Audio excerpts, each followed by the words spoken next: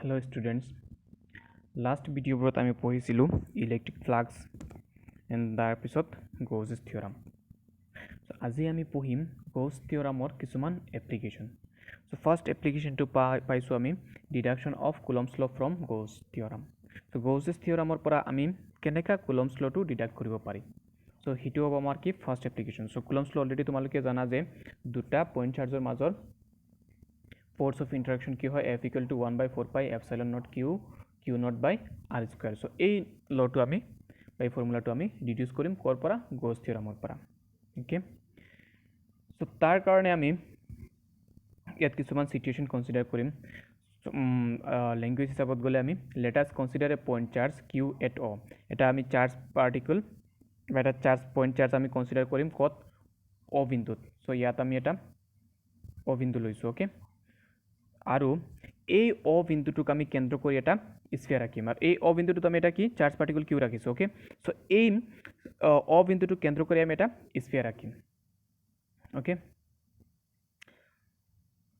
let a spherical surface of r radius r be drawn with at its center. So এই চেণ্টাৰটোক আমি কেন্দ্ৰ কৰি পেলাই এটা স্ফিয়াৰ ৰাখিছোঁ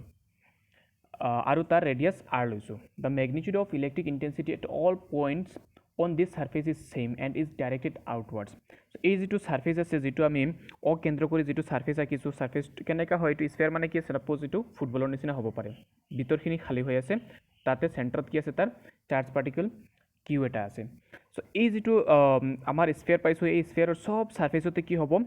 ইলেক্ট্ৰিক ফিল্ডৰ ম্যাগনিটিউডটো কিমান হ'ব ইন্টেন্সিটিটো কি হয় সমান হ'ব। ওকে, আৰু এই ইলেক্ট্ৰিক ফিল্ডৰ ডাইৰেকশন সদায় বাহিৰ ফালে হ'ব এনেকা। সো ইয়াতে যদি আমি ইলেক্ট্ৰিক ফিল্ডৰ ডাইৰেকশন চাও এনেকা বাহিৰ ফালে হ'ব, ইয়াতে যদি চাও আমি এনেকা বাহিৰ ফালে হ'ব ইলেক্ট্ৰিক ফিল্ডৰ ডাইৰেকশন। ওকে, সো ইয়াত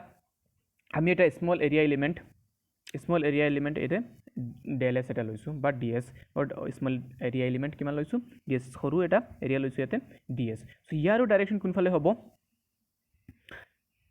সেম ইলেক্ট্ৰিক ফিল্ডৰ ডাইৰেকশনত হ'ব। সো ডেল এছ আৰু ইলেক্ট্ৰিক ফিল্ড ইৰ মাজৰ এংগেল কিমান হ'ব 0 হ'ব বিকজ ইলেক্ট্ৰিক ফিল্ডৰ ডাইৰেকশন কি হৈ আছে এইফালে হৈ আছে আকৌ small area element del S ইয়াৰো ডাইৰেকশন এইফালে হৈ আছে। ওকে, সো ইহঁতৰ মাজৰ এংগেলটো 0 হ'ব। এতিয়া the electric flux through it is given by then এই যেটো স্মল এৰিয়া এলিমেন্ট আমি ইয়াতে কনসিডাৰ কৰিছোঁ তাৰ মাজেৰে পাৰ হৈ যোৱা ইলেক্ট্ৰিক ফ্লাক্সৰ সংখ্যা হ'ব আমি ফ্লাক্সৰ ডেফিনেশ্যন হিচাপত ডেল ফাই ইকুৱেল টু কি পাইছিলোঁ ই del S cos theta. So cos theta ইয়াতে ইলেক্ট্ৰিক ফিল্ড ই আৰু ডেল এছৰ মাজৰ এংগেল আমি অলৰেডি জাষ্ট মই ক'লোঁ যে সিহঁতৰ মাজৰ এংগেল কিমান হয় 0 হয়। সো কস 0 মান 1 সো থাকিব আমাৰ ই ডেল এছ অনলি। সো এইটো only small area element del এছৰ মাজেৰে পাৰ হৈ যোৱা ফ্লাক্সৰ সংখ্যা এই যেটো small area element del S বা ডি এছৰ মাজেৰে পাৰ হৈ যোৱা ইলেক্ট্ৰিক ফ্লাক্সৰ সংখ্যা। সো এইখিনি পালোঁ আমি ইলেক্ট্ৰিক ফ্লাক্সৰ ডেফিনেশ্যন মতে। Okay, then the electric flux through the whole Gaussian surface is given by then is to sphere আছে তাৰ হোল সব সাৰফেসৰ মাজেৰে টোটাল ফ্লাক্সৰ সংখ্যাটো আমি কালি ওলাইছিলো গৌছ থিয়ৰামত কি আছিলে ফাই ইকুৱেল টু আমি কি কৰিছিলো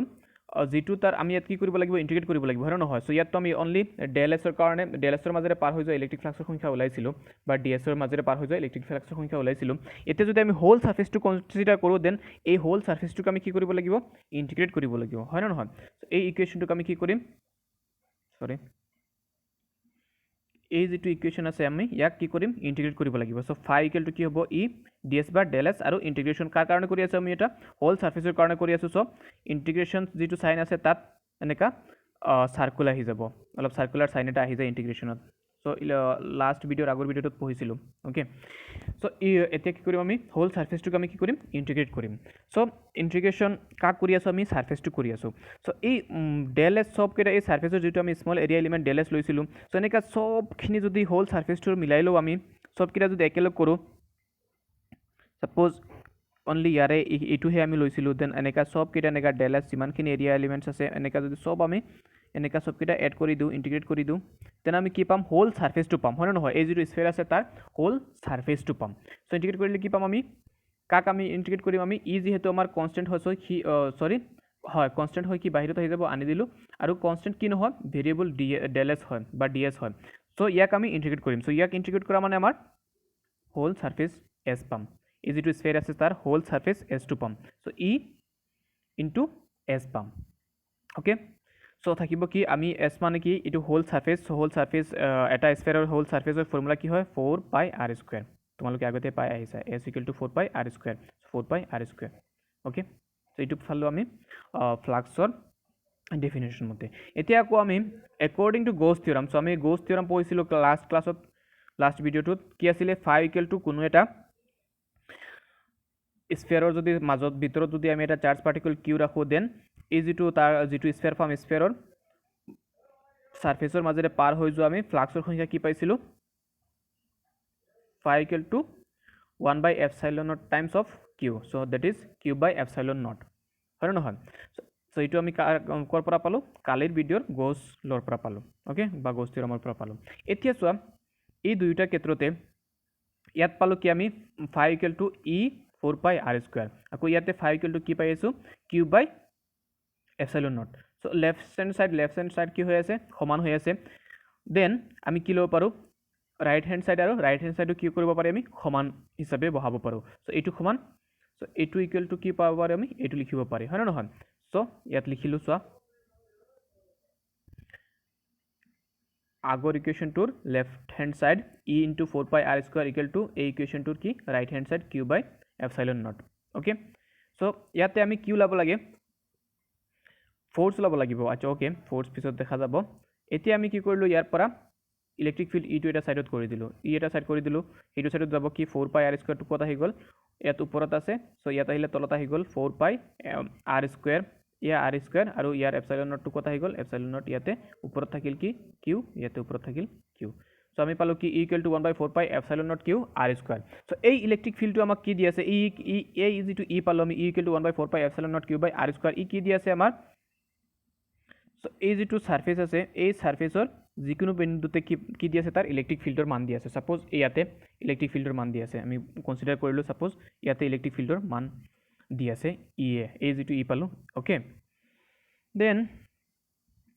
কিছত আছে কি আছে this gives the magnitude of electric field e at a distance r from a given charge q so already মই কলো যে given charge যেটো আমি অত q লৈছিলো ইয়াৰ কাৰণে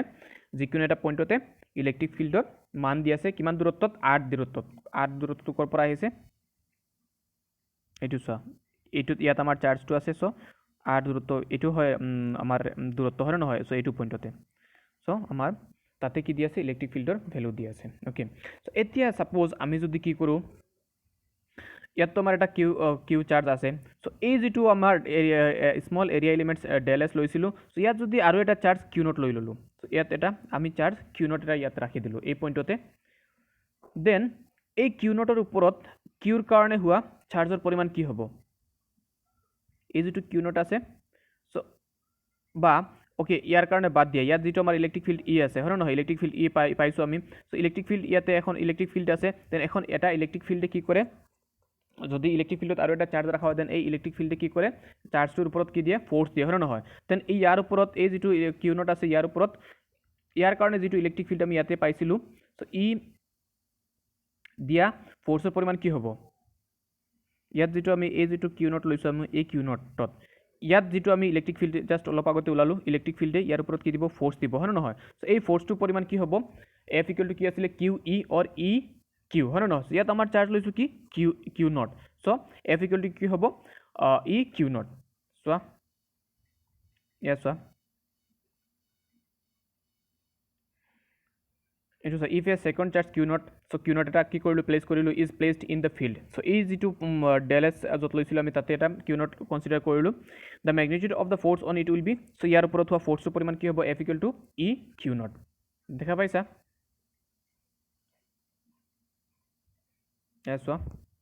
e q naught so ইয়াত চোৱা অলৰেডি আমি e উলাই থৈছো হেতু পইণ্টতে e ৰ ভ্যালু কিমান 1/4 pi epsilon naught q by r square so ইয়াৰ ভ্যালু বহালো e ৰ জাগাত তাৰ ভ্যালু বহালো আৰু থাকিল লগতে কি q naught so q naught so এতিয়া সো এইটো আমাৰ কি হল কুলম্বস ল হল নে নহল সো আমি জানো F = কি হয় 1/4 pi epsilon naught q naught by r square যে দুটা চাৰ্জ থাকিলে কিহতৰ প্ৰডাক্টটো ওপৰত থাকে আৰু তলতে ডিসটেন্স স্কয়াৰ চ' হ'ল নে নহ'ল? চ' এইটো আমাৰ কি হয়, কুলম্বছ ল' হোৱা নাই নেকি? দুটা পইণ্ট চাৰ্জৰ মাজৰ ফ'ৰ্চ অফ ইণ্টাৰেকশ্যন কি হয়, 1/4πε0 Q naught by R square. So' এইটো আমাৰ কি হয়, কুলম্বছ ল' হয়। দাস কুলম্বছ ল' ইজ ডেৰাইভ ফ্ৰম গ'ছ থিয়ৰম। চ' এইটো আমাৰ গ'ছ থিয়ৰমৰ পৰা কুলম্বছ ল' ডেৰাইভ কৰা হ'ল। Okay, thank U.